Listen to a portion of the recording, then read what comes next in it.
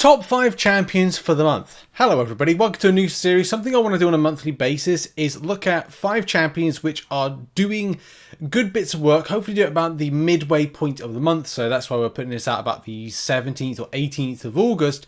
And look at why have they been beneficial, what content they've been beneficial in, and also put in the comments what have been your top 5 favourite champions and what they've been good at. Where have they been good? And that could be really helpful to another player, not just myself going, yeah, use these 5 champions, they're the best. And what I'm going to do in this video is just show some footage of areas where I have been using them effectively, why they've been effective, and also talk about some abilities with them as well at the same time. So let's get into it. Angela this month as a Saga-based champion has been one of my go-to options in Alliance Wars, especially with having her as a pre-fight with Odin. We're going to talk a little bit about that in a second. As part of her base abilities, if you've got a 200 signature version, she has a higher percentage chance to reduce the amount of damaging debuff duration, and also nullify and auto block ability accuracy is reduced as well. This can be opening up the champion to various things,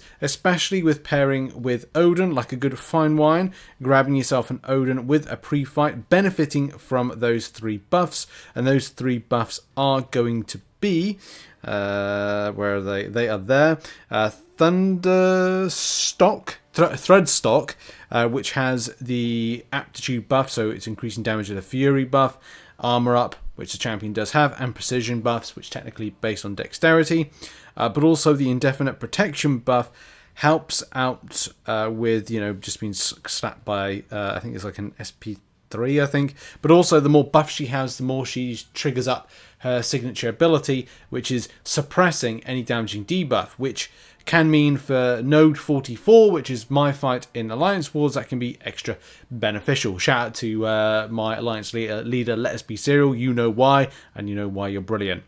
But there's also more to that. The champion can be used quite effectively in incursions, and based on being a Saga champion, I think down the line, or this month, I think it's either this month or it's gone, she is really effective to go into that particular incursions per se. I need to do more incursions, but it's just finding the time.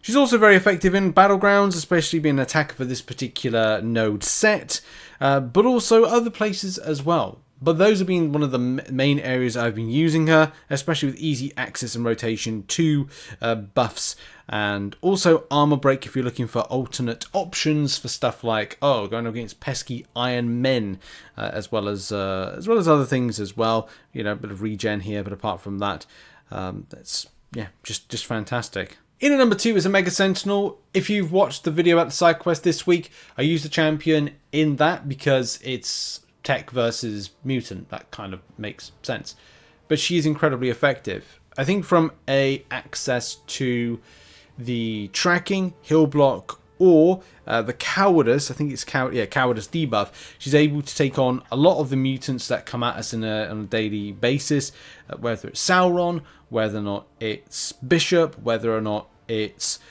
Miss Champions like Kitty Pryde. Anything that misses, really, she's a very effective for. And anything like healing, excessive healing. If you know Wolverines, Mr. Sinisters, they will benefit from a lot of regeneration. So, of course, punishment of that is key.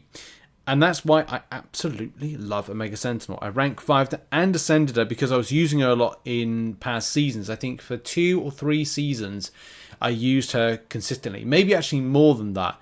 And if you wanted an option that is going to back you up, have a lot of utility, also do a fair amount of damage, not a huge amount, then she is going to be a benefit to you. And yeah, I can't recommend her enough. Armor up buff, so a lot of times you'll need champions with armor ups. This side quest, you had to have an armor up buff and a precision, so getting dexterity means that you're able to get that true strike, turning her into an evade counter, which is really important because she's also a miss counter as well, because she's got that fantastic tracking debuff as well. Yeah, great champion. Can't recommend her enough. And also getting the auto block with her as well gives her a little bit more benefit to you. And you can easily rotate around with heavy attacks to get your to get to those different types of debuffs: the miss counter, the heal block counter, and cowardice, depending on what the situation has for it. She is just really great, and that's what I need to say. Juggernaugt has been doing work for me in lots of different content. A lot of the time, I'm not a massive fan of inverted controls. Hate them, hate reverse controls, hate them, can't stand them. And when there's been situations of utilizing a champion that is able to do just so much damage very, very quickly and ramp up nice and easy without having to worry too much, Juggernaugt is that champion. This is the character that I want to see in Marvel Rivals. So if you've seen the other channel, you know that I've been covering Marvel Rivals. And I'm in a content creator program for Marvel Rivals as well, which is incredible. I'm really chuffed to bits about that. And that channel's going from strength to strength. I just can't wait for the game to be released. But I want this in that game. Anyway, about this game, this champion is a freight train. I love using that word freight train because he is a freight train. He is just like an unstoppable force, quite literally. SP1, then do SP2, easy access. Like if you've seen, what is it? Taken down this Gwen, was Gwen Master? Yeah, Gwen Master. If you've seen the takedown of Gwen Master, Juggernaugt is just amazing. For me, high signature, because I've got the rank 2 7-star. I think I have a 200 signature 6-star version, but I love my 7-star a lot more. Yes, I could ascend, but I just love this champion. I don't have to really worry about thinking too much about it. It is just a case of SP1 and then like SP2s. Yeah, I could do a heavy attack to stagger, nullify buffs. A lot of the time, if you've got a high signature version, you are nullifying buffs on hit, which the percentage does get better, because at the moment at a 20 signature on a 7-star, we are up to a 2.35% chance for unstoppable buff to nullify a buff from the opponent, which isn't ideal, but I think that only goes to like 40%. Don't quote me on that. 40% for if you go to yeah, the 6-star version gets 20. I think it's 40%. So yeah, it probably goes up to that. It's not a great chance, to be honest, but it's a chance nevertheless, and 60% of the time it works every time. If you know what I mean. Yeah, I just like the champion. Really simple to use, and also extensive damage is just beautiful. And SP2, as I said, I love to go SP1, then SP2, and just do that, because energize off the SP1 is giving me power just exponentially. Occasionally SP3 rotations, but to be honest, I'm just SP1, SP2 method. But great champion. One of my most favourites at the moment is Hulk. Hulk sits up. There's no particular order in this, but he is basically one of my just go-to champions for fun, enjoyment of the game, and I like what Kabam have done with him. So far on the list, I think it's Juggernaugt, Hulk. I can't remember if Angela was part of a buff program. Probably not. Maybe she was tweaked up a little bit on damage. But Hulk is definitely one of my favourites. He gets access to that perma-stun really nicely. If you've seen my Destroyer takedown video, you'll know exactly what I mean by that. And yeah, like the just easy access to the Fury passives, the attack rating boosts, the extent of damage he does in a very short space of time, the physical vulnerability that he can do, and the extent of damage over a nice SP2 is just beautiful. As soon as that Gamma Rage is in process, he is just, again, another freight train. I like aggressive playing champions where you don't really have to think too much, mainly because I like a bit of fun in MCOC. I know people like that kind of technical kind of thought process with stuff, but for me, I just like to just swipe and smash, and that's why Juggernaugt, and that's why, you know, Hulk is two champions that I absolutely love. Those two are just the greatest when it comes to being in game. Of course, there are better champions, don't get me wrong, but these ones are just very easy to access and very easy to work with. There is as well, gain up to 90% degeneration resistance and attack rating based on missing health. That's good. The degen resistance, that allows him to take on a few champions which are very stinky.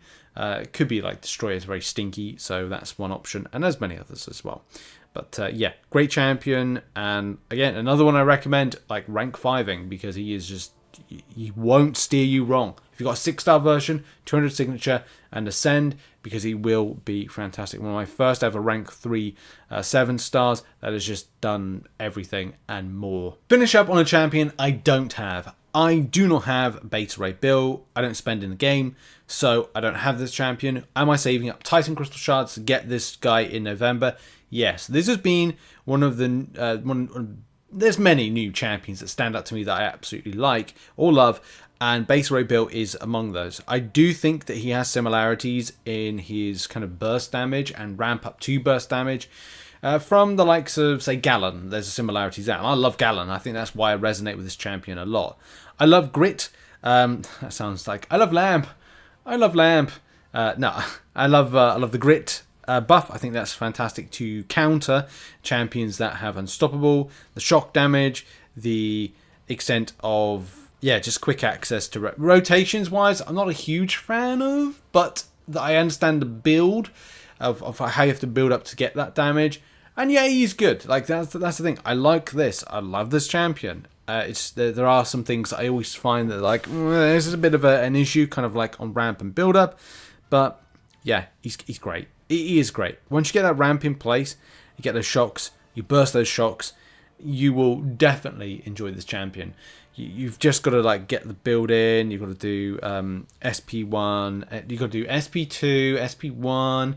2 SP2s and an SP1 rotation method, and you'll find yourself being able to kind of burst to the extent of what you would like, and also would be just fun. Like as it says here, during the attack, potency of personal burst of damage increased by 200%, and while the personal buff pause is active, when any shock ends on the opponent during the attack, he inflicts a shock passive. Of course, ramping around that is so important, but you want to be able to burst those, and when any shock on the opponent ends, deal a burst of X amount of energy damage. Yeah, it's fun. Like, it is really fun. Also, the Pulverize, that's been new and interesting, because when there's enemy champions that cannot be nullified, or they can't be nullified, or they can't be staggered, or whatever, it can't be fate sealed, then if you've got a champion that's got the Grit passive and the Pulverize, you can deal with Unstoppable, and you can also deal with armor up effects. So it just puts it out of the realm of you need a science champion, a mystic champion to deal with champions that have nullify immunity. This is going to be exciting, and this is why he's amazing. So yeah, Beta Ray Bill is my last one. I just can't wait to grab him whenever I get the opportunity, which will likely be in November. Anyway, that has been the video. Hope you enjoyed it. Bit different, bit of a nice weekend type easygoing video. What are your 5 favourite champions, and where have you been using them to that been effective? I didn't really say what I was using Beta Ray Bill for, apart from just going, hey, he's good. He can be used in stuff. And Hulk I've been using in a lot of content, like Alliance Wars and Summer of Suffering. So yeah, that's been a video. Thanks for watching. Check out some other content. I'll see you all soon. Have a lovely day, and goodbye for now.